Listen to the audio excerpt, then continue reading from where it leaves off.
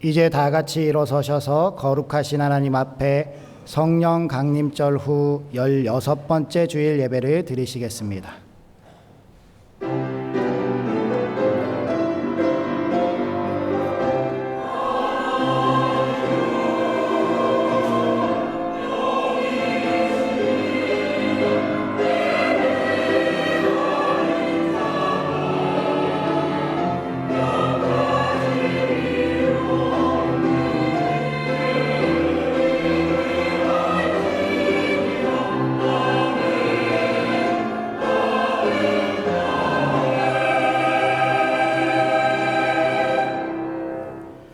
오직 너 하나님의 사람아, 이것들을 피하고 의와 경건과 믿음과 사랑과 인내와 온유를 따르며 믿음의 선한 싸움을 싸우라.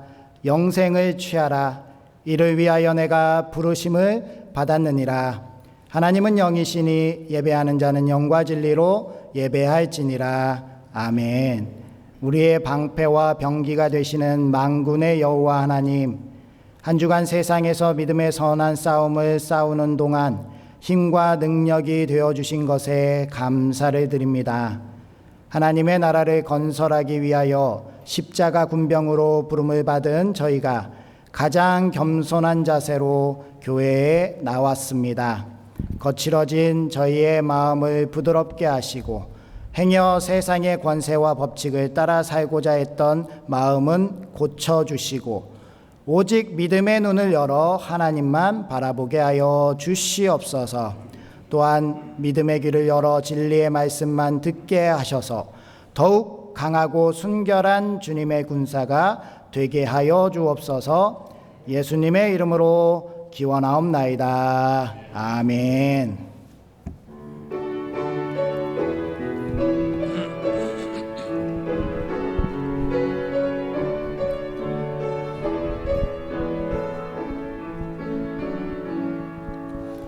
예수 우리 왕이여, 이곳에 오셔서 우리가 함께 드리는 영광을 받아 주소서. 우리는 주님의 백성, 주님은 우리 왕이라. 왕이신 예수님 오셔서 좌정하사 다스리소서. 예수 우리 주시여, 이곳에 오셔서 우리가 주께 드리는 찬양을 받아 주소서. 우리는 주님의 종들, 주님은 우리 주시라. 주 대신 예수님 오셔서 이 찬양을 받아 주소서.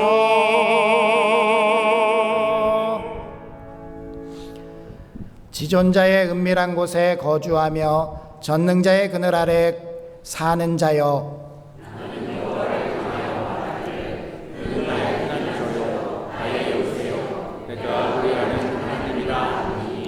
이는 그가 너를 새 사냥꾼의 올무에서와 심한 전염병에서 건지실 것이미로다.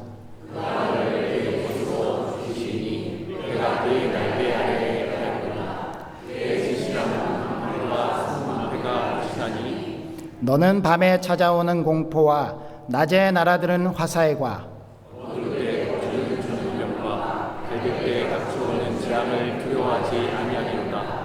하나님이 이르시되 그가 나를 사랑한즉 내가 그를 건지리라. 그가 내 이름을 알지 내가 그를 그가 내게 간구하리니 내가 그에게 응답하리라. 그들이 혼란을 당할 때에 내가 그와 함께하여 그를 건지고 영화롭게 하리라. 내가 그를 장수하게 함으로 그를 만족하게 하며 나의 구원을 그에게 보이리라 하시도다. 아멘. 이제 다 함께 참회의 기도를 드리시겠습니다. 아버지 하나님, 주님께서 저희들을 인도해 주시고 이끌어 주셨으니 저희들 이렇게 주님의 전에 나와서 예배할 수 있으니 하나님의 은혜임을 고백하며 나아갑니다. 한 주간 동안 저희들이 아에게 모르게 지은 죄들을 용서하여 주시옵소서. 하나님께서 저희들 가운데 역사하여 주셔서 주님의 보혈로 깨끗하게 씻어 주시옵시고 죄가 저희들을 주장하지 못하도록 저희들의 죄를 가리워 주시며 거룩하게 성별되어 주님 앞에 서기에 부족함이 없는 이들로 세워 주시옵소서. 이 예배 온전히 집중하기 원합니다. 저희들의 마음이 사탄에 빼앗기지 않게 하여 주시옵시고 주님께 받은 말씀으로 살아갈 수 있게 하여 주시고 하나님의 은혜를 늘 누리며 살아가는 저희들 되게 하여 주시옵소서. 예수 그리스도의 이름으로 기도드립니다. 아멘.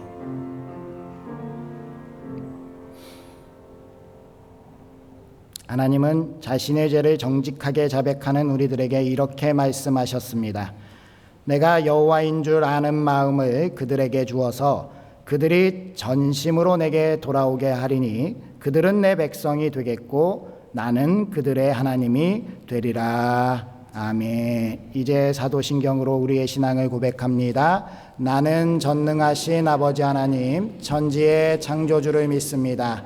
나는 그의 유일하신 아들 우리 주 예수 그리스도를 믿습니다. 그는 성령으로 잉태되어 동정녀 마리아에게서 나시고 본디오 빌라도에게 고난을 받아 십자가에 못 박혀 죽으시고 장사된 지 사흘 만에 죽은 자 가운데서 다시 살아나셨으며 하늘에 오르시어 전능하신 아버지 하나님 우편에 앉아 계시다가 거기로부터 살아있는 자와 죽은 자를 심판하러 오십니다. 나는 성령을 믿으며 거룩한 공교회와 성도의 교제와 죄를 용서받는 것과 몸의 부활과 영생을 믿습니다. 아멘.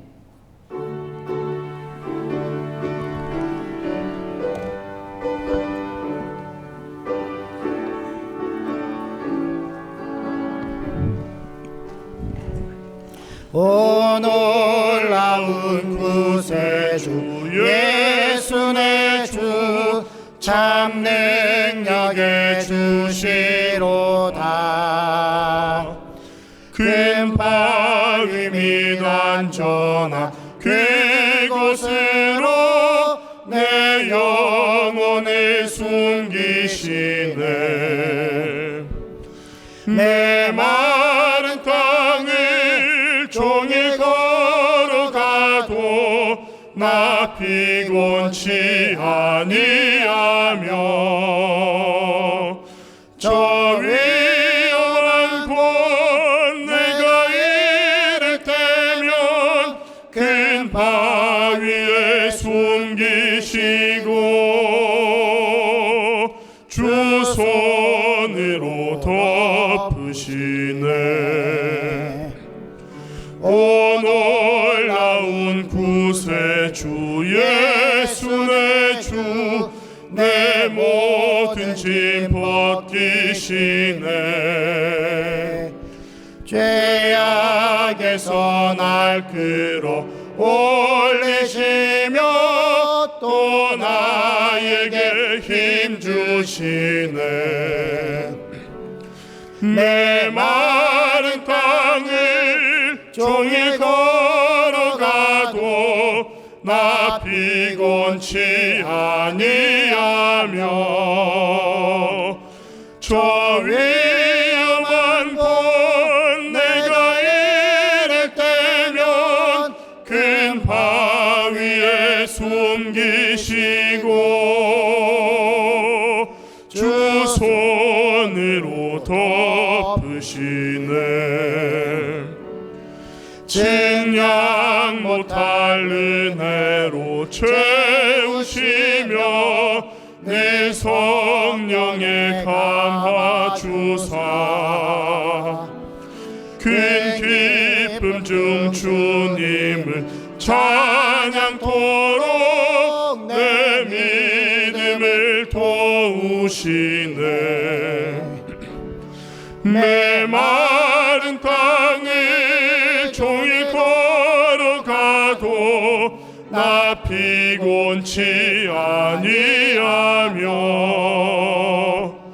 저 위험한 곳 내가 이를 때면 큰 바위에 숨기시고 주 손으로 덮으시네. 주 예수님 공중에 임하실 때 나 일어나 맞이하리. 그 구원의 은총을 노래하리. 저 천군과 천사 함께 메마른 땅을 종일 걸어가도 나 피곤치 아니하며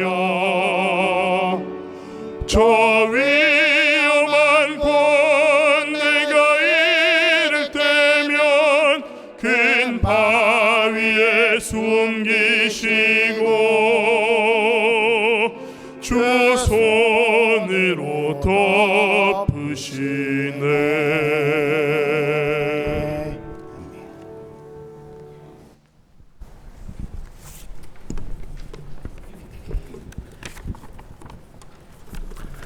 사랑의 주 하나님, 지난 한 주일 동안도 저희 성도들 주님 날개 아래 보호하셨다가 주님이 사랑하시는 이 상동교회에 이전에 나와 하나님께 예배하게 하심에 감사를 드립니다.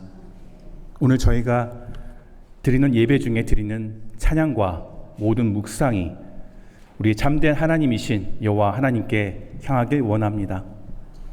주님, 한 주일 동안 때로는 하나님보다 육신의 소욕에 마음을 기울여 마음으로 행동으로 지었던 죄들 우리 주님은 다 아십니다. 십자가에서 죽으시고 피 흘리신 우리 예수님의 보혈의 공로로 이 시간 주님 앞에 나아갑니다. 주 예수 보혈 공로로 우리 죄를 깨끗이 씻어 주시옵소서. 계속 우리 담임 목사님을 통하여 강단에 울려 퍼지는 말씀이 이 세상이 재물이 돈이 전부가 아니며 늘 이 땅에서 영원히 사는 것처럼 살지 말고 우리의 참 소망이요 생명이신 예수 그리스도를 참된 구주로 삼아 우리 이 세상 가운데서 넉넉히 이기며 살아가는 저와 모든 우리 성도들 되게 하여 주시옵소서. 하나님, 우리 성도들의 가족과 친지 가운데 영육간의 어려움으로 주님께 나온 저희 지체들이 있습니다. 이 세상의 재물과 권력이 그 모든 문제를 해결해 줄 것 같지만 실상 이런 문제들 앞에 있을 때 우리가 의지했던 재물과 인맥과 권력이 아무 쓸모없는 배설물과 같음을 고백합니다. 우리의 참 의지 되시고 반석이신 하나님, 우리가 어려운 가운데 의지할 곳 없어 우리의 머리털 하나까지 세시며 보호하시는 하나님께 아뢰입니다. 그 어려움들이 주님의 뜻 안에서 또 주님이 정하신 때에 합력하여 선을 이루며 해결되게 하여 주시옵소서. 이 모든 문제보다 크시고 위대하신 하나님을 굳게 믿고 승리하도록 성령 하나님 늘 저희와 함께하여 주시옵소서. 주님, 오늘 말씀을 전하시는 우리 박상균 목사님을 저희 교회에 보내주심에 감사를 드립니다. 25년도 말씀의 기초를 놓는 교회라는 주제로 때로는 강한 회개와 변화의 말씀을, 또 때로는 예수 그리스도 안에서 참된 위로의 말씀을 선포하고 계십니다. 우리 강단에서 들려지는 말씀을 통해 우리 성도들이 늘 무장하고 영적 싸움에서 승리하게 하시며, 또 때로는 넘어질지라도 우리 예수님 손잡고 일어서서 이 땅에서는 나그네로서 천국 인생을 살아가게 하여 주시옵소서. 주님 예비하신 저 천국에서 또 다 같이 함께 기쁘게 만날 수 있기를 원합니다. 저희 교회에서 남은 3개월 동안 현재 진행 중인 리모델링 공사를 잘 마무리하게 하시고, 또 준비 중인 동아리 활동, 또 10월에 예정인 유치부 아기학교까지 모든 계획된 사역들이 은혜롭게 진행되게 하여 주시옵소서. 우리 성도들이 더욱더 사랑하고 또 우리 교회가 부흥하며 발전하는 교회가 되도록 주님 축복하여 주시옵소서. 우리 교회가 오직 주 예수 그리스도만, 주의 복음만 자랑하게 하시고, 우리 주님 사랑 안에서 또 어려운 성도들을 위해서 함께 웃고 울어줄 수 있는 믿음의 공동체가 되게 하여 주시옵소서. 주님, 우리 청소년부 고3 학생들이 수능과 수시를 준비합니다. 그들의 앞길을 주님 앞에서 설계하게 하시고, 그동안 땀과 눈물로 준비한 노력들이 결실을 맺게 하여 주시옵소서. 무엇을 하든지 어디에 있든지 우리 하나님을 사랑하고 주님께 영광 돌리는 귀한 일꾼들로 세워 주시옵소서. 오늘 예배와 교회를 위하여 식당 봉사와 또 정서와 운전과 안내와 또 교사와 우리 재정부서와 또 우리 방송실에서 귀하게 헌신하는 우리 모든 성도들의 수고를 기억하시고, 그 헌신을 우리 주님께서 살아있는 산제사로 받아 주시옵소서. 이른 아침부터 나와서 주님께 찬양을 올려드리는 할렐루야 성가대 지휘자와 반주자 대원들의 수고를 기억하여 주시고, 그들의 찬양이 단순한 노래가 아니라 하나님께 드리는 그들의 믿음의 고백이 되게 하여 주시옵소서. 또 찬양하는 자와 듣는 모든 성도들이 같은 마음으로 하나님께 영광 돌리고 큰 애를 누리게 하여 주시옵소서. 예배의 처음 시작입니다. 마치는 순간까지 우리 주님 하나님 한 분만 영광 받아주시기를 원합니다.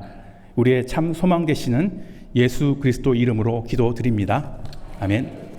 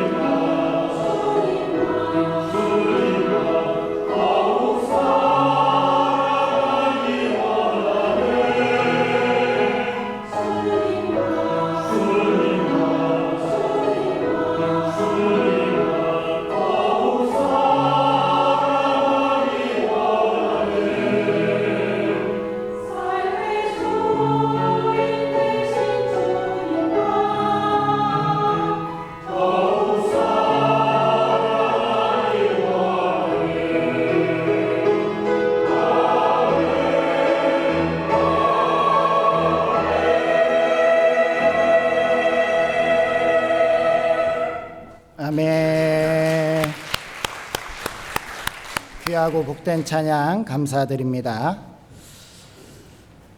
우리 하나님께서 오늘 우리에게 주시는 말씀은 예레미야서 32장 1절에서 15절까지의 말씀입니다. 구약성경 1102면쯤에 있습니다. 구약성경 예레미야서 32장 1절에서 15절까지의 말씀, 이 계시의 말씀을 통하여서 하나님의 음성 들으시기 바랍니다. 유다의 시드기야 왕 10째 해 곧 느부갓네살 왕 18째 해에 여호와의 말씀이 예레미야에게 임하니라. 그때의 바벨론 군대는 예루살렘을 에워싸고 선지자 예레미야는 유다의 왕의 궁중에 있는 시위대 뜰에 갇혔으니 이는 그가 예언하기를 여호와의 말씀에 보라, 내가 이 성을 바벨론 왕의 손에 넘기리니 그가 차지할 것이며 유다 왕 시드기야는 갈대아인의 손에서 벗어나지 못하고 반드시 바벨론 왕의 손에 넘겨진 바 되리니 입이 입을 대하여 말하고 눈이 서로 볼 것이며 그가 시드기야를 바벨론으로 끌어가리니 시드기야는 내가 돌볼 때까지 거기에 있으리라. 여호와께서 이와 같이 말씀하시느니라. 너희가 갈대아인과 싸울지라도 승리하지 못하리라 하셨다 하였더니 유대왕 시드기야가 이르되 내가 어찌하여 이같이 예언하였느냐 하고 그를 가두었음이었더라. 예레미야가 이르되 여호와의 말씀이 내게 임하였느니라 이르시기를 보라, 내 숙부 살룸의 아들 하나멜이 내게 와서 말하기를 너는 아나돗에 있는 내 밭을 사라, 이 기업을 물을 권리가 내게 있느니라 하리라 하시더니 여호와의 말씀과 같이 나의 숙부의 아들 하나멜이 시위대의 뜰 안에 나에게 와서 이르되 청하노니 너는 베냐민 땅 아나돗에 있는 나의 밭을 사라, 기업의 상속권이 내게 있고 물을 권리가 내게 있으니 너를 위하여 사라 하는지라. 내가 이것이 여호와의 말씀인 줄 알았으므로 내 숙부의 아들 하나멜이 아나돗에 있는 밭을 사는데 은 17세겔을 달아주되 증서를 써서 봉인하고 증인을 세워 은을 저울에 달아주고 법과 규례대로 봉인하고 봉인하지 아니한 매매 증서를 내가 가지고 나의 숙부의 아들 하나멜과 매매 증서의 인친 증인 앞과 시위대 뜰에 앉아 있는 유다 모든 사람들 앞에서 그 매매 증서를 마세야의 손자 네리야의 아들 바룩에게 붙이며 그들의 앞에서 바룩에게 명령하여 이르되 만군의 여호와 이스라엘의 하나님께서 이와 같이 말씀하시기를 너는 이 증서를 곧 봉인하고 봉인하지 않은 매매 증서를 가지고 토기에 담아 오랫동안 보존하게 하라. 만군의 여호와 이스라엘의 하나님께서 이와 같이 말씀하시느니라. 사람이 이 땅에서 집과 밭과 포도원을 다시 사게 되리라 하셨다 하니라. 아멘. 우리 앞뒤자분들 인사해 보겠습니다. 하나님께서 함께 하시길 원합니다. 하나님께서 복 주시길 원합니다.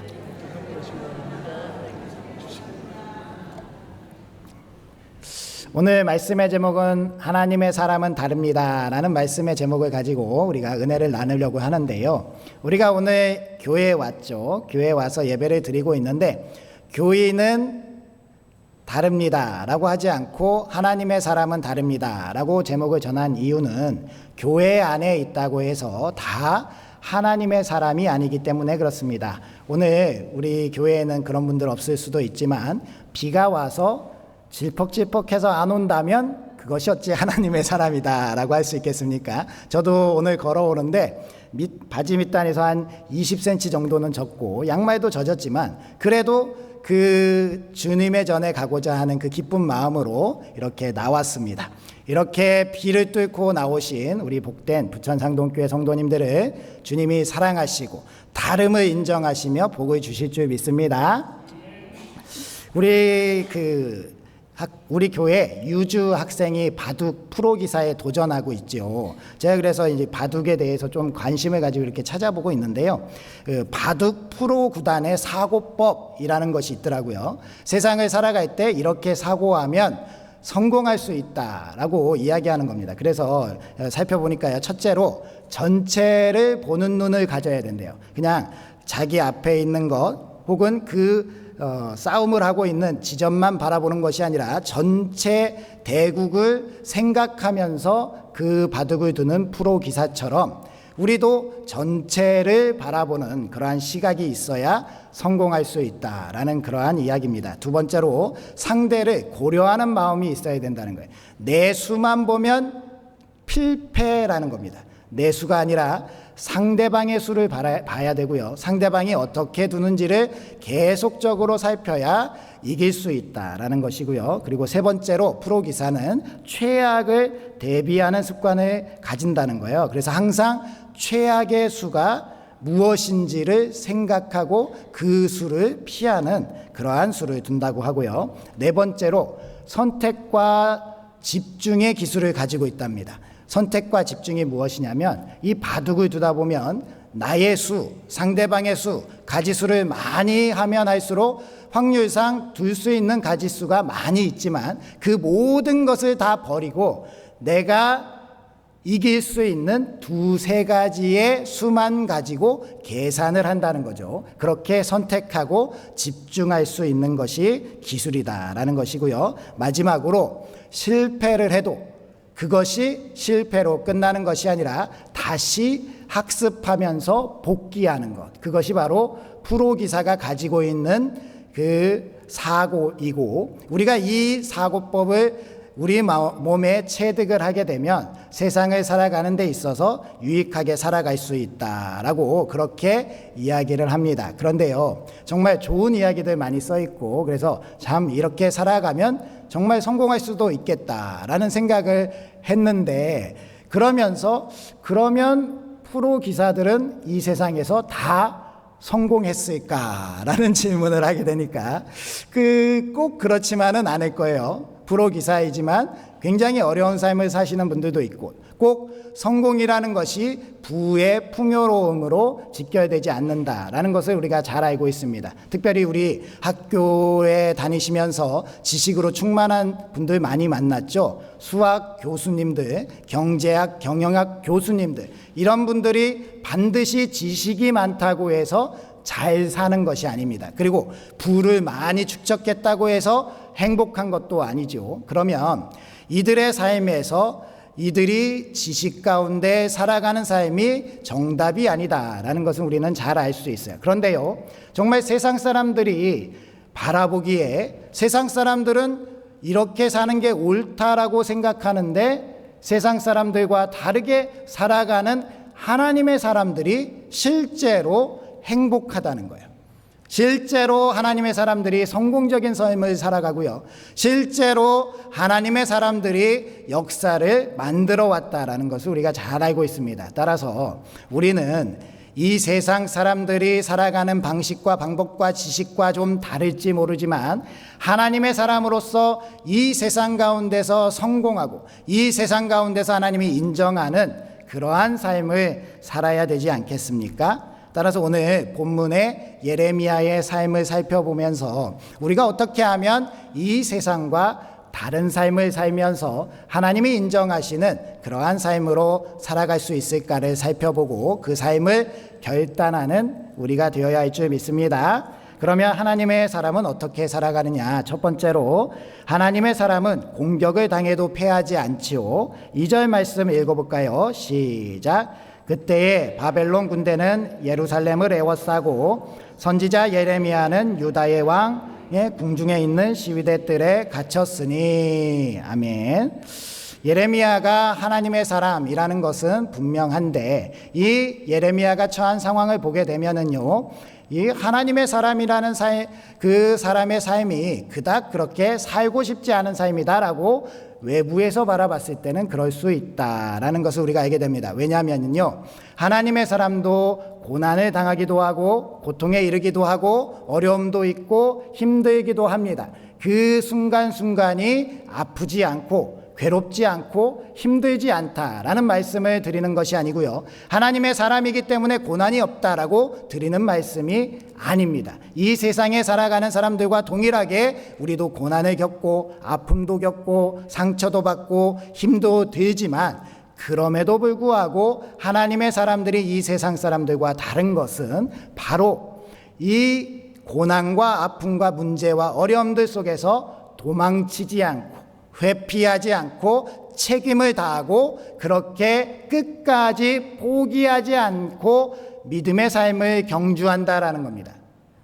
하나님의 사람이 도망가지 않는 이유는 무엇 때문이죠? 하나님을 신뢰하고 하나님께서 행하실 일을 믿기 때문에 도망갈 이유가 전혀 없는 겁니다. 당시에 아프고 힘들다라고 하나님께 고백도 하고 단언도 하지만 그럼에도 불구하고 하나님의 사람은 변질되지 아니하고 하나님 편에 서 있는 것이죠. 오늘 말씀의 예레미야 선지자도 마찬가지가 아니겠습니까? 이 예레미야 선지자가 갇혀 있을 때를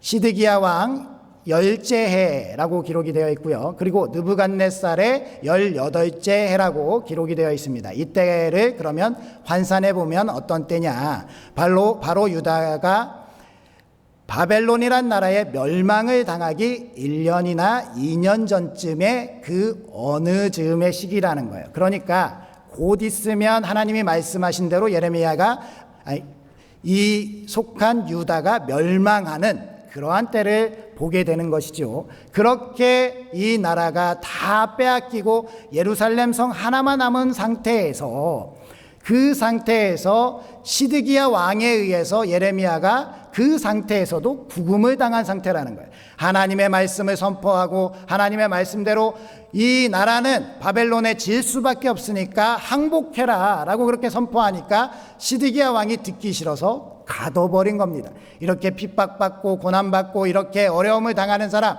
그냥 바람 불며 휙 쓰러질 것 같은 그러한 사람이지만 사람들이 외부에서 보기에는 그래 보이지만 예레미야 자신은 절대로 흔들리지 않았다는 거예요. 이제 곧 있으면 이 나라가 멸망할 것이고 이 성전이 무너질 것이고 많은 곳이 황폐화 되겠지만 우리는 포로로 끌려가겠지만 그러한 삶 가운데서도 하나님을 바라보고 하나님 편에 서 있고 하나님의 사람으로서 서 있는 그 길을 포기하지 않았다라는 것을 우리가 보게 됩니다. 사실 우리가 예레미야 입장을 한번 상상해 보십시오. 예레미야가요 그냥 자기의 그 하나님께서 주신 그 말씀을 선포하지 아니하고 그냥 침묵했다면 혹은 그 말씀을 전해야 되는 그 사명을 외면하고 그냥 좋은 게 좋은 거지라고 그 책임을 회피했다면 예레미야는요 제사장 직분의 그러한 자손이었기 때문에 떵떵거리면서 살 수 있는 사람이었습니다. 그의 삶은 보장된 삶이었고요. 사람들이 칭찬하는 그러한 삶을 살 수 있었고요. 사람들이 종교 지도자라고 떠받드는 그러한 삶을 살 수 있었습니다. 그런데요 그 삶으로 내가 나아가지 않았던 이유는 하나님의 말씀이 너무나도 분명하기 때문이고 하나님의 뜻이 이루어질 것이 너무나도 분명했기 때문에 그렇습니다. 그래서 우리는 하나님의 그 귀한 말씀을 우리도 알고 있다면 하나님의 약속이 우리에게 주어진 약속이라면 우리는 우리가 되어지는 상황과 환경 때문에 우리의 삶과 책임을 떠나버리는 것이 아니라 그 상황과 어려움 속에서 아픔과 고통을 겪으면서도 끝까지 포기하지 않고 그 책임을 완수하는 사람, 그 사람이 바로 하나님의 사람이 된다라는 것을 오늘 말씀을 통해서 알 수 있겠습니다. 그러면 우리는 어떠한 삶을 살아야 됩니까? 끝까지 하나님의 말씀 위에 서 있는 사람, 끝까지 하나님께서 기뻐하시는 예수님께서 교회의 머리가 되신다면 이 교회를 지키는 사람, 그래서 하나님께서 기뻐하시는 그 사명을 완수하는 사람이 우리가 되어야 되지 않겠습니까? 이런 일이 있다고 흔들리고 저런 일이 있다고 흔들리고 내가 해야 될 일들을 회피하고 도망가고 포기하는 그러한 사람이 되어서는 안 된다라는 겁니다. 우리 잘 아시는 것처럼요, 우리 예수님께서 십자가에서 달려 돌아가실 때 사람들이 뭐라고 했습니까? 네가 정녕 하나님의 아들이라면 그 자리에서 내려와라 라고 예수님을 도발했습니다. 이 말이 무슨 말씀입니까? 사탄이 이 사람들에게 이 예수님에게 이러한 말을 하라고 충동질해서 한 말이 무슨 뜻이에요? 예수님 그 사명을 끝까지 완수하지 말고 고통스럽잖아요. 괴롭잖아요. 그 자리 그냥 박차고 내려오시면 안락한 삶이 기다리고 있지 않습니까? 내려오세요 라는 그러한 유혹과 시험 아닙니까? 우리에게도 이러한 유혹과 시험이 닥치지요. 예수님이 포기하셨습니까? 예수님이 죽을 것 같으니까 에이 못하겠다라고 십자가에서 내려오셨습니까? 아니지요. 예수님은요, 죽으시는 줄 아시면서 끝까지 포기하지 않으셨습니다. 왜? 그 죽음이 승리임을 아셨기 때문입니다. 예수님의 죽음이 있기 때문에 우리가 죄 사함을 얻을 수 있고요, 예수님께서 죽어주셨기 때문에 우리가 죄의 가리움을 얻는 그러한 믿음의 사람들이 되었다라는 겁니다. 그렇게 예수님이 우리를 위해서 죽어주셨고 끝까지 포기하지 않았기 때문에 우리도 포기하지 않을 수 있는 겁니다. 그렇게 믿음의 사람들이 이 세상 가운데서 온갖 핍박과 박해를 받아도 포기하지 않았기 때문에 오늘날에 우리가 있는 거예요. 히브리서 11장 36절 38절 말씀 읽어볼까요? 시작. 또 어떤 이들은 조롱과 채찍질 뿐 아니라 결박과 옥에 갇히는 시련도 받았으며 돌로 치는 것과 도부로 켜는 것과 시험과 칼로 죽임을 당하고 양과 염소의 가죽을 입고 유리하여 궁핍과 환난과 학대를 받았으니 이런 사람은 세상이 감당하지 못하느니라. 그들이 광야와 산과 동굴과 토굴에 유리하였느니라. 아멘.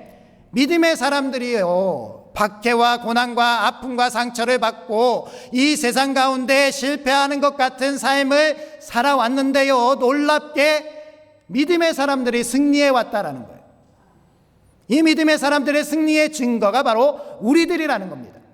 우리 믿음의 조상 주기철 목사님은 어떻게 했습니까? 온갖 고문을 받으면서 이 신사참배에 제발 찬송해라 라고 하는데 그것을 거부하죠. 그러면 사람들이 보는 것 때문에 그러냐? 그러면 차에 타서 신사의 창문을 조금 열고 저기에 그냥 고개만 한번 까딱하면 그냥 너를 풀어주겠다라고 하는 그러한 유혹에도 내가 주님 너무나도 피곤하고 이들이 잠을 재우지 않아서 혹시나 내 고개가 떨어지지 않게 해달라고 내 고개를 붙들어 달라고 기도하셨던 분, 그분이 바로 우리의 믿음의 조상이고 그 믿음의 절개를 우리가 이어받았다라는 겁니다.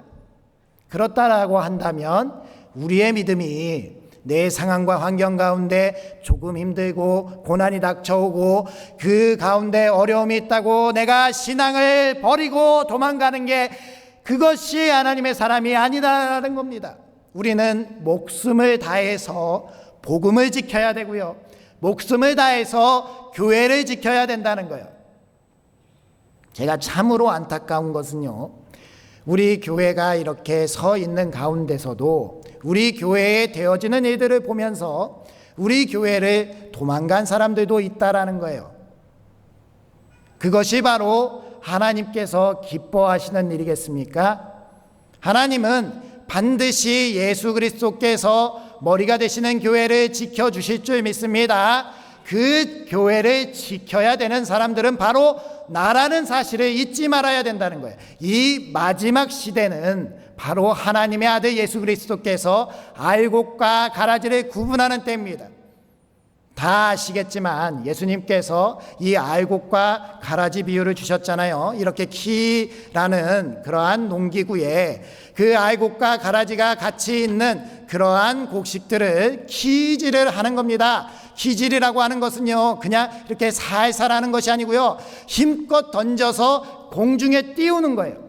나는 뛰기 싫고 고난을 받기 싫고 흔들리기 싫지만 그럼에도 불구하고 알곡과 가라지를 구분해야 되기 때문에 열심히 띄우고요, 가라지들은 바람에 날려서 휙휙 사라지는 겁니다. 알곡은 그 자리에 떨어져서 하나님께서 기뻐하시는 그 하나님의 나라의 유업을 잇는 자가 되는 것입니다. 우리에게 있어서 바람이 붑니까? 우리에게 있어서 풍랑이 일어납니까? 우리의 어려움이 눈앞에 보입니까? 내가 이 자리에서 피해야지, 그러한 마음이 생긴다면 예수 그리스도의 이름으로 그 마음을 물리치시기 바랍니다.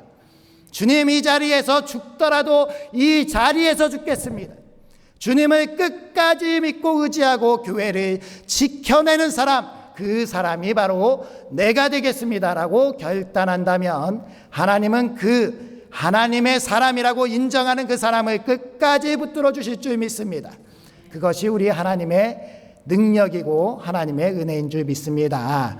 오늘 이렇게 비가 온다고 교회 예배 자리를 피하지 아니하시고 오신 우리 부천상동교회 성도님들, 우리 주님께서 참 하나님의 사람이다라고 칭찬하시면서 은혜와 복을 주실 줄 믿습니다. 앞으로도 우리가 이러한 삶을 계속해서 살아가야 한다라는 겁니다. 우리가 미움을 받는 것은요, 우리 때문이 아닙니다. 우리 주님이 죄가 없으시기 때문이고 우리 주님이 구원의 소망이기 때문에 미움을 받는 겁니다. 요한복음 15장 18절 19절 말씀을 읽어볼까요? 시작. 세상이 너희를 미워하면 너희보다 먼저 나를 미워한 줄을 알라.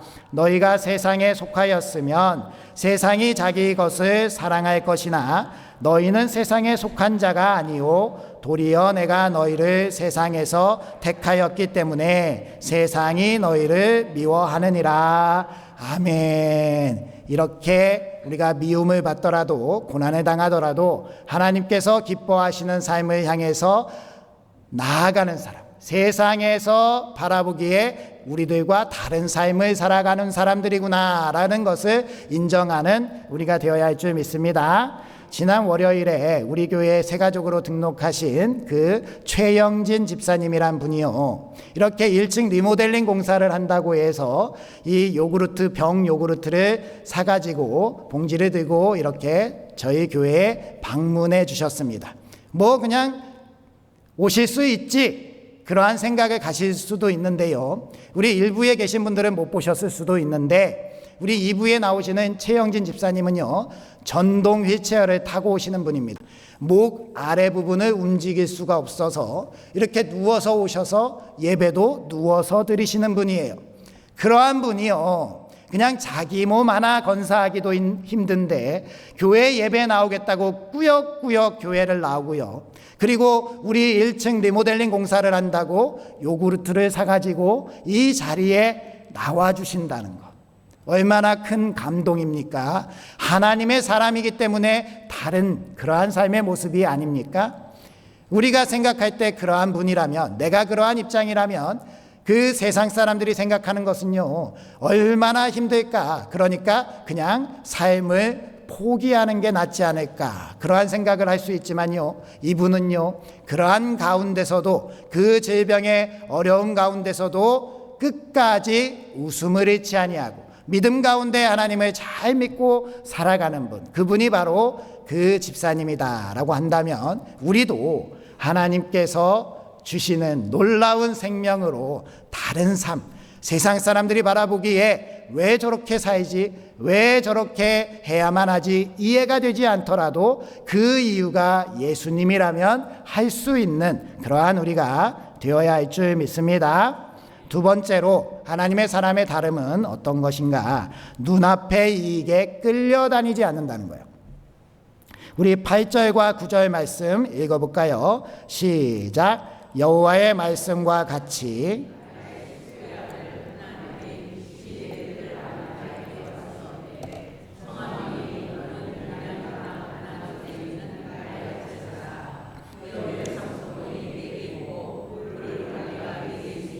너를 위하여 살아 하는지라. 내가 이것이 여호와의 말씀인 줄 알았으므로 내 숙부의 아들 하나멜의 아나돗에 있는 밭을 사는데 은 17세겔을 달아주되. 아멘. 오늘 이 말씀을 우리가 잘 생각을 해보면 참으로 이상하다라는 생각을 할 수밖에 없습니다. 예레미야가요, 지금 왕에게 미움을 받아서 시위대 뜰에 갇혀 있는 상태예요. 감옥에서 그래도 조금 인정을 베풀어서 시위대 뜰로 옮겨서 그래도 갇혀 있는 상태라는 거죠. 그 갇혀 있는 상태에 이 하나멜이라는 사람이 와서 자기 숙부에게 그 땅을 파는 건데요, 아나돗이라는 그 땅이요, 예레미야가 지금 포위되어 있는 상황 속이라면 바벨론에 이미 점령당한 상태라는 것을 우리가 알 수 있습니다. 그렇다면요, 지금 무슨 땅을 팔고 있는 겁니까? 자신의 땅도 아닌 지금 이방 나라에 짓밟히고 빼앗겨버린 그 땅을 지금 예레미야에게 사라고 지금 그 예레미야에게 사기를 치고 있는 거예요. 오늘날로 말하면 보이스피싱 같은 걸 하고 있는 거죠. 그런데요, 이 눈앞의 이익을 쫓아서 살아가고 있는 이 하나멜이라는 사람과 다르게 하나님은 예레미야에게 이 땅을 사주라라고 말씀하고 계신다라는 겁니다. 왜냐하면 하나님이 이 땅을 다시 회복시킬 것이기 때문에 그렇다는 거예요. 하나님이 이 땅을 다시 너희 후손들에게 돌려주겠다라고 약속하시고 계시기 때문에, 그 약속은 분명하게 반드시 이루어질 것이기 때문에 예레미야에게 그 땅을 사라, 속는 것이 아니다, 눈앞의 이익을 쫓아 사는 저 하나멜과 같지 않고 너는 하나님께서 말씀하시는 그 말씀을 향해서 나아가서 이 땅을 사게 되면 이것으로 말미암아 하나님께서 베푸시는 은총을 깨닫게 될 것이다 라는 그러한 말씀을 하고 있다라는 겁니다. 세상 사람들이 보기에는요, 이 하나멜이라는 사람이 참으로 영특하고 참으로 기발한 사람이 아니겠습니까? 정말 정말 저렇게 살아가는구나, 참 뱀같이 지혜롭다라고 이야기할 수 있어요. 그런데요, 하나님의 입장에서 보면 정말로 참으로 어리석은 사람 아닙니까? 하나님의 말씀을 신뢰하지 못하는 사람이요, 하나님이 다시 회복하신다라는 그 말씀을 믿지 아니하고 그냥 땅을 홀라당 팔아버리려고 하는 그러한 어리석음을 행하고 있는 것이죠. 따라서 하나님의 사람이라면 하나님께서 우리에게 행하실 그 약속을 믿고 세상 사람들이 가지 않는 그 길을 향해서 가더라도 두려워하지 않고 담대하게 나아갈 수 있는 우리가 되어야 할 줄 믿습니다. 그것이 바로 우리의 삶이다라는 겁니다. 특별히 오늘날의 한국 교회들이 이미지가 많이 추락하고 있죠. 이 추락하고 있는 이미지 때문에 나타나는 현상이 어떠한 현상이냐면 바로 우리가 목회자로서 훈련을 받고 그렇게 다녔던 학교에 목회자 후보생들이 급격하게 줄고 있다는 거예요. 교회의 이미지가 좋지 않고요, 목사라는 직업이 좋아 보이지 아니하니까 목사를 지원하는 사람들이 적어진다라고 하는 것은요, 정말로 하나님의 사람들이 구별되고 있다라는 증거 아니겠습니까? 목사가 좋아 보이고 교회들이 잘 되는 것 같고 세상 사람들이 보기에도 교회의 목사가 되면 정말 사자 돌림으로 의사나 판사 되는 건 좀 어려우니까 목사라도 좀 돼보자라고 이러한 생각을 가지고 지원했던 사람들이 다 떠나가는 것 아니겠습니까? 하나님께서 이 세상 가운데 떠나가는 사람들이 지혜롭다고 하겠습니까? 아니면 그 사명을 붙들고 이 세상 사람들이 도시락을 싸들고 바짓가랭이를 붙들고 말리면서 야, 목사는 정말 되면 안 돼, 개고생해, 그러다가 진짜 금방 죽어, 절대로 하지마 라고 했을 때 그럼에도 불구하고 사명을 붙들고 목사가 하나님께서 주시는 그 사명이라면 그 길을 향해서 마다하지 아니하고 가는 사람, 눈앞에 이익을 쫓지 않고 하나님께서 기뻐하시는 그 삶을 향해서 나아가는 사람들, 바로 그러한 사람들이 하나님의 사람이라는 것을 우리가 알아야 됩니다.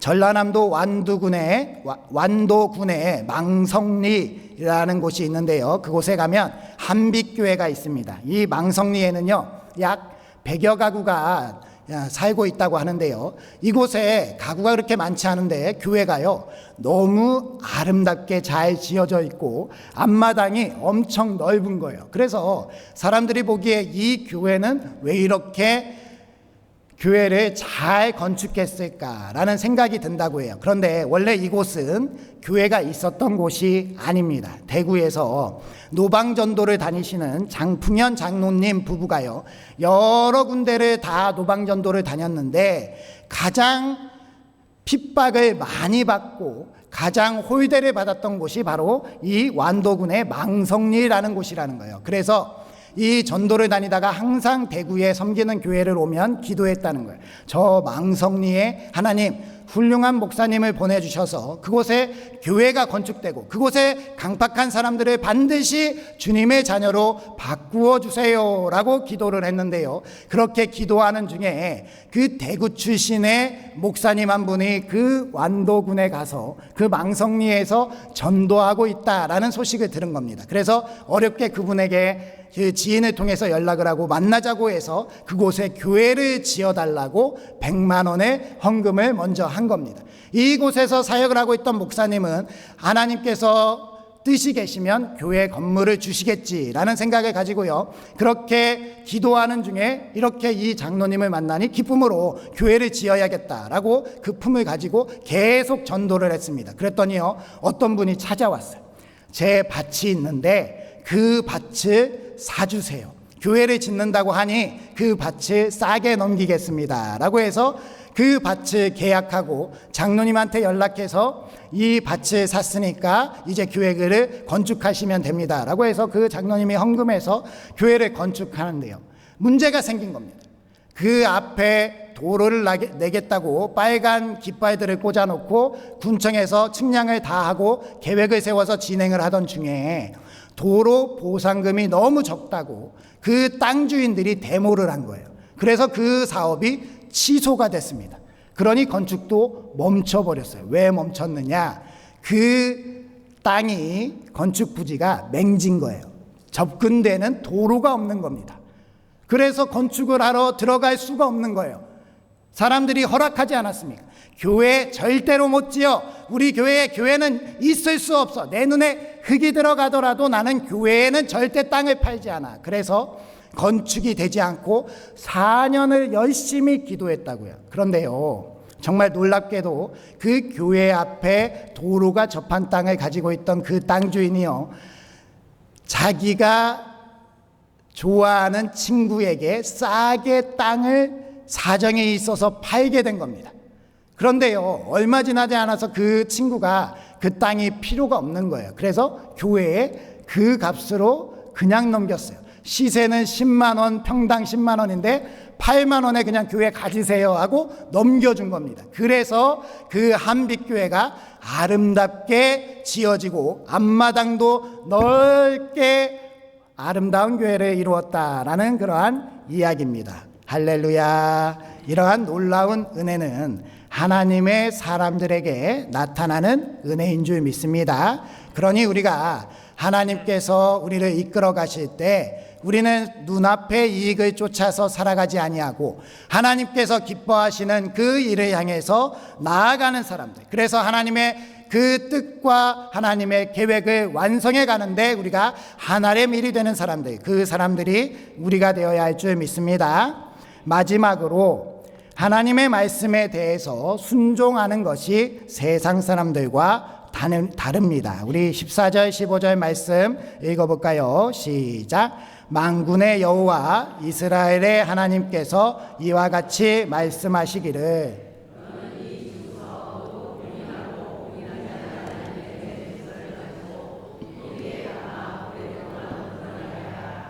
만군의 여호와 이스라엘의 하나님께서 이와 같이 말씀하시니라. 사람이 이 땅에서 집과 밭과 포도원을 다시 사게 되리라 하셨다 하니라. 아멘.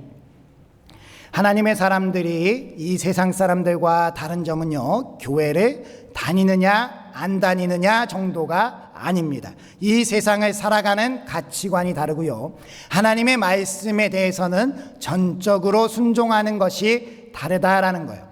예레미야 선지자는요, 그에게 어려움과 아픔이 있어도 하나님의 말씀에 100% 순종하는 삶을 살았습니다. 하나님 못하겠습니다, 하나님 도망가겠습니다 하지 않고요, 하나님의 말씀이라면 무엇이든지 순종했다라는 겁니다. 예레미야 16장 2절 말씀에 보면요, 하나님께서 예레미야에게 결혼하지 말라라고 말씀하세요. 너는 결혼도 하지 말고 자녀도 두지 말라라고 말씀하신다는 거예요. 하나님, 어떻게 사람으로 태어나서 결혼도 하지 말고 자식도 두지 맙니까? 그래도 저도 남자인데 한번 이 세상에 살아가는데 결혼하고 자녀도 둬야 되는 거 아닙니까? 따지지 않았고요. 오늘 말씀에도 보면 하나님이 선포하라고 하면 그 말씀을 선포해서 이렇게 갇히기도 하고 사람들에게 시위대 뜰에서 그렇게 비난을 받기도 하고 또 속아서 땅을 사는 것 같기도 하고 하나님의 말씀이니까 다 사람들이 손가락질하는 어리석은 삶이어도 순종하면서 살았다라는 겁니다. 우리가 하나님의 사람이라면 하나님께서 무엇을 말씀하시든지 하나님이 어떻게 내 기도에 응답하시든지 내가 원하는 것만 순종하는 것이 아니라 하나님께서 그렇게 말씀하신다고 한다면 우리는 모든 것에 순종하는 사람, 그것이 바로 우리가 되어야 할 줄 믿습니다. 왜냐하면 우리는 우리를 생각해 볼 때 우리가 부족하기도 하고 연약하기도 하고 우리가 가진 것들이 아무것도 아닌 것 같고 능력은 저만치 아래에 있는 것 같아서 할 수 없을 것 같을 때가 있지 않습니까? 그런데 우리에게 말씀하시는 하나님이 완전하시기 때문에 하나님의 능력이 전능하시기 때문에 모든 것을 다 하실 줄 믿습니다. 이러한 고백을 한 사람이 바로 사도 바울 아닙니까? 빌립보서 4장 12절 13절 말씀 읽어보겠습니다. 시작. 나는 비천에 처할 줄도 알고 풍부에 처할 줄도 알아.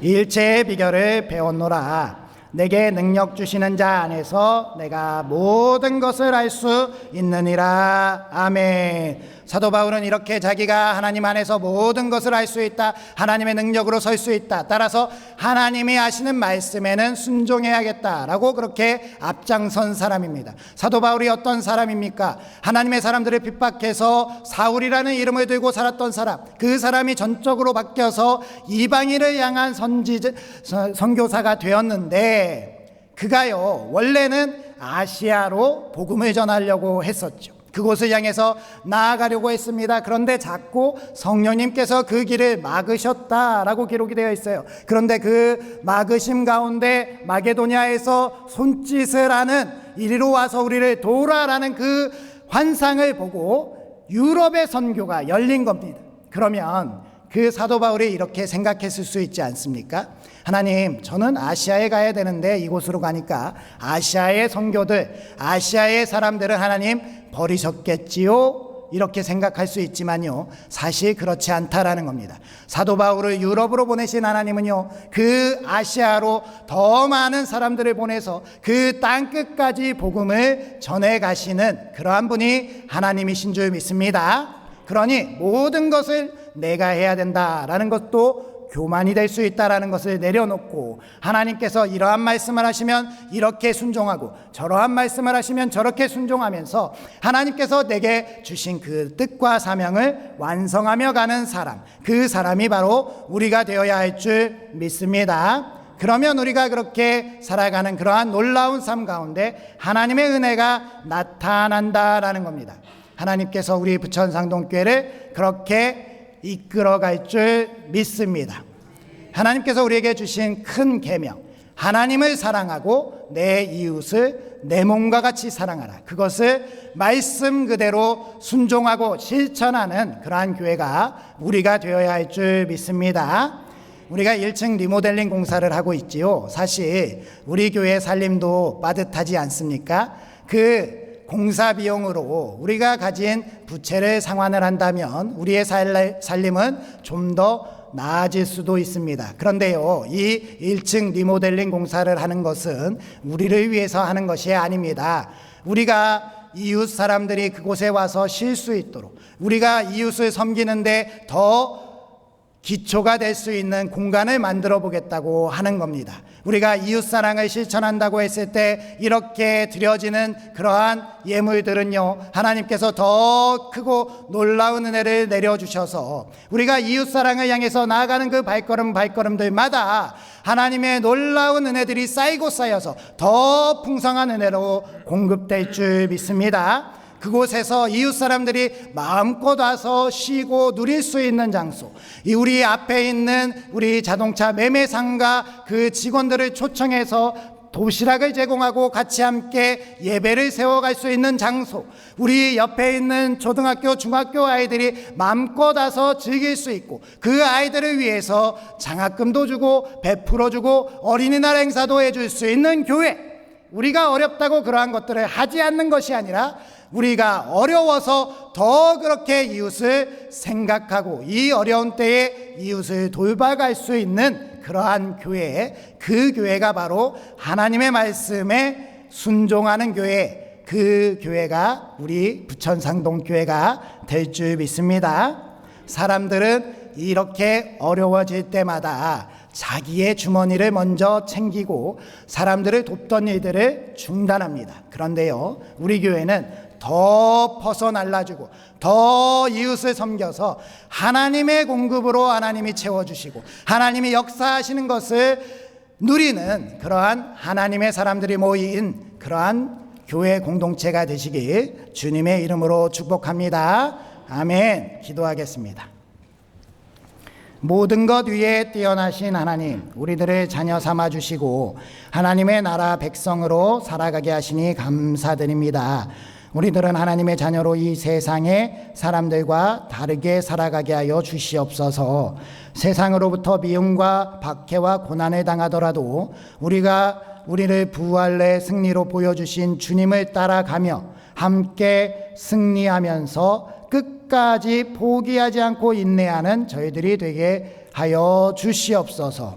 또 주님의 눈으로 세상을 바라보길 원합니다. 눈앞의 이익을 따르지 않고 하나님께서 기뻐하시는 일, 하나님의 뜻을 세워가는 일을 향해서 나아갈 수 있게 하여 주시옵소서. 하나님께서 자녀된 우리에게 가장 좋은 것을 주실 것으로 믿고 소망 가운데 이웃들을 섬겨나갈 수 있게 하여 주시옵시고, 내 이웃을 내 몸과 같이 사랑하라 말씀하신 하나님의 말씀에 전적으로 순종하며 하나님의 사랑을 세워나가는 우리 부천상동교회 되게 하여 주시옵소서. 예수님의 이름으로 기도드립니다. 아멘. 이제 자리에서 일어서셔서 주기도송하시면서 봉헌하시겠습니다.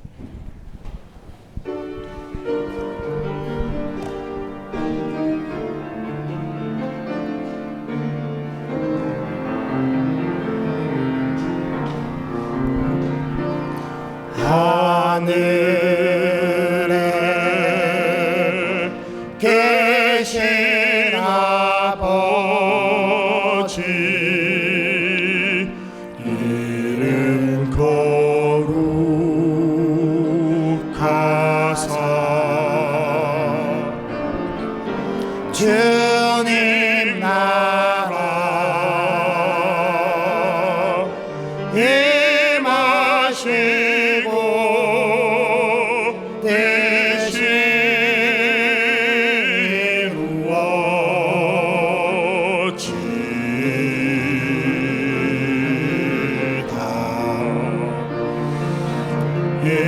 일용할 양식 주시고 우리들의 큰 죄 다 용서하옵시고 또 시험에 들게 마시고 악에서 구원하소서. 대개 주의 나라 주의 권세 주의 영광 영원히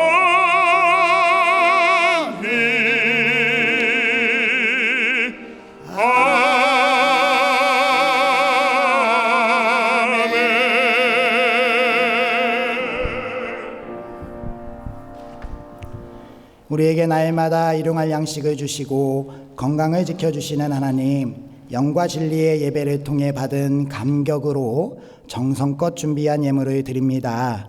이 예물들이 오병이어의 복된 예물들이 되어서 우리 교회 가운데 넘쳐 흘러 이웃사랑을 실천하고 나누고 또 12바구니가 넘게 남는 예물들이 되게 하여 주시옵소서.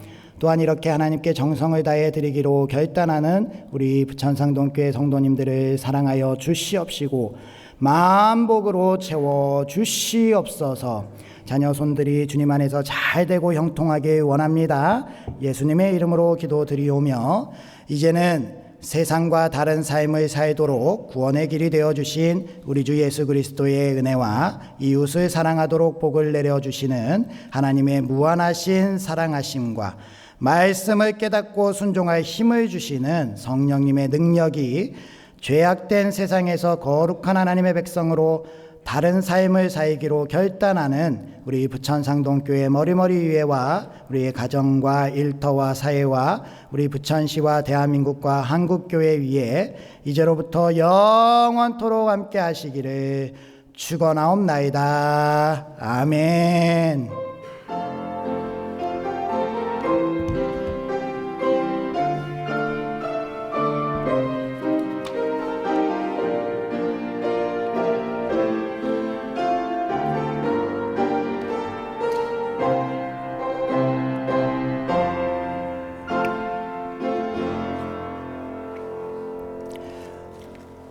자리에 앉아주시면 교회 소식 전해드리도록 하겠습니다. 돌아오는 수요일 10월 1일은 온가족 새벽 예배로 드립니다. 많이 나오셔서 함께 기도로 10월을 열어가길 간절히 소망합니다. 구역연합 예배가 돌아오는 금요일에 있습니다. 7시 30분에 모여서 2층에서 교제를 나누시다가 8시에 시작되는 연합 예배에 참석해 주시면 감사하겠습니다. 첫 구역연합 예배이니 모든 구역원들을 다 초청해서 나와 주시기 바랍니다. 대신방 진행 중입니다. 신방 받기 원하시는 가정 신청해 주시고요. 동아리 개설 신청을 오늘까지 받을 건데요. 원하시는 동아리, 내가 배우고 싶은 동아리, 그러한 동아리도 있으면 내가 꼭 그 동아리 리더가 되겠다라는 마음이 부담스러워서 신청을 못 하셨다면 그러한 동아리도 신청을 해주시면 다양한 동아리가 우리 교회에서 다 실행이 돼서 깊은 친교를 나누게 될 줄 믿습니다. 예를 들어서 파크 골프 같은 것도 있다고 하더라고요. 그런 거, 꽃꽂이, 그리고 라인 댄스, 뜨개질, 원하시는 것을 일단 신청을 해주시면 저희가 그것을 지도할 수 있는 분이 우리 교회에 있는지 찾아보고 없으면 외부 강사라도 초빙을 해서 동아리를 꼭 우리 성도들뿐만 아니라 외부의 사람들과 같이 교제를 나눠서 복음 전도를 할 수 있는 그러한 장을 만들어 보려고 하니까 잘 이렇게 신청을 해주시고 아이디어를 제공해 주시기 바랍니다. 오늘 구역장 공부는 구역 연합 예배가 있기 때문에 진행하지 않도록 하겠습니다. 정기 당회가 오늘 12시 30분에 있고요. 아론을 중보 기도회가 화요일 10시 30분에 있습니다.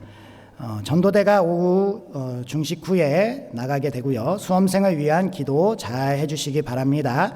아기학교 2학기가 개강이 됩니다. 우리 앞에 현수막이 설치된 것을 보셨을 텐데요. 10월 25일부터 11월 15일까지 진행이 되고요. 우리 신청이 10월 19일까지 신청을 받습니다. 주변에 아기학교에 참석할 수 있는 아이들 많이 추천해 주시고 1층에 가면은 우리 브로셔가 있거든요. 그것을 가지고 이렇게 초청을 해서 나눠주시고 그걸 사진 찍어서 카톡으로 보내주셔도 좋고요. 정말 좋은 프로그램, 그리고 숙련된 교사와 숙련된 우리 목사님께서 잘 인도해 주시니까요. 믿고 맡겨주시면 절대 후회하지 않는 아기학교가 될 것입니다. 우리 그렇게 잘 참여해 주시기 바랍니다. 우리 교제 인사 나누시면서 삶의 자리로 나아가도록 하겠습니다. 한 주간도 말씀으로 승리합시다.